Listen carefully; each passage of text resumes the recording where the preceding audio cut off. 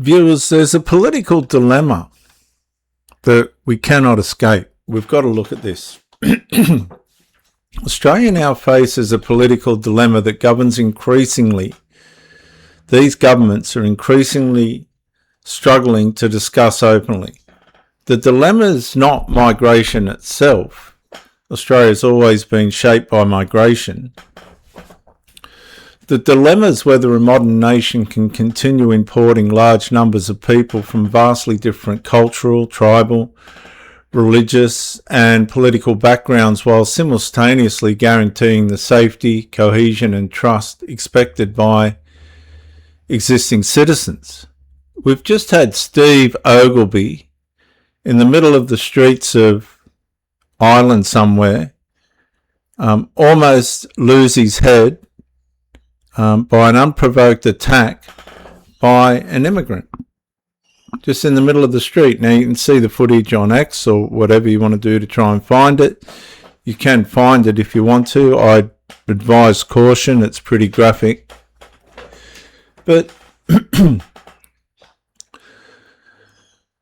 government promises safety and immigration can work, but increasingly citizens fear neither can be guaranteed. Now, the public's growing fear to this because it's getting described as discrimination, but it's not. We're just asking for a bit of a break. The ordinary Australian leaves home each day expecting a basic social contract. The expectation's simple, and this should be for all people right across the Western world.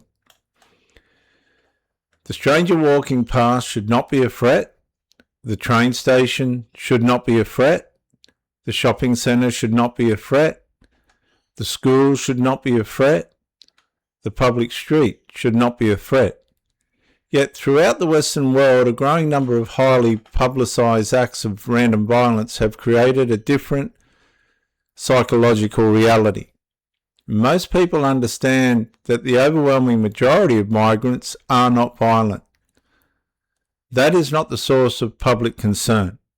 The concern is the unpredictability amongst the migrants of who is going to randomly attack.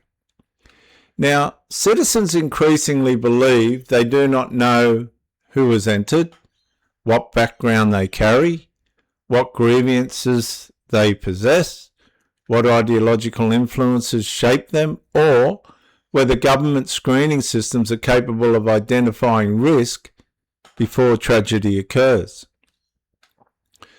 The political trap. Governments face a trap of their own making. If they acknowledge the problem, they risk accusations of discrimination. If they ignore the problem, they risk losing public trust, which they've already done in Australia. If they tighten borders, they face criticism from activists. If they maintain current settings, they face criticism from voters. As violent incidents accumulate across the Western world, the political centre becomes increasingly unstable. And the result is paralysis.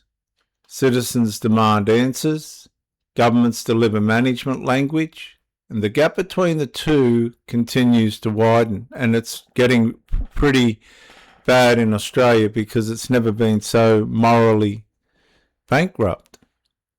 Australia's unique vulnerability. Australia is geographically isolated but socially connected to every major Western trend. Housing pressure, infrastructure pressure, health system pressure, community fragmentation, competing cultural expectations, questions surrounding assimilation, questions surrounding national identity, questions surrounding loyalty and belonging. And the concern many Australians now express is not whether migration should exist. The concern is whether migration can continue at current levels without creating social conditions that become increasingly difficult to reverse. The hard reality. A nation can import people. A nation cannot easily import trust. Trust develops slowly, and violence destroys trust very quickly. The political dilemma confronting Australia is therefore straightforward. And it's not just confronting Australia, it's confronting the whole Western world. And it's straightforward. How does a nation remain compassionate without becoming vulnerable? Well, you might want to ask Steve Ogilvy that, because at the moment I don't think his level of compassion would be very high. How does it remain open without becoming unstable? How does it preserve diversity without sacrificing cohesion? Because once citizens begin believing that random violence can occur anywhere, to anyone at any time, immigration ceases to be a policy debate. It becomes a public safety debate. And public safety is where governments are being judged most harshly right now.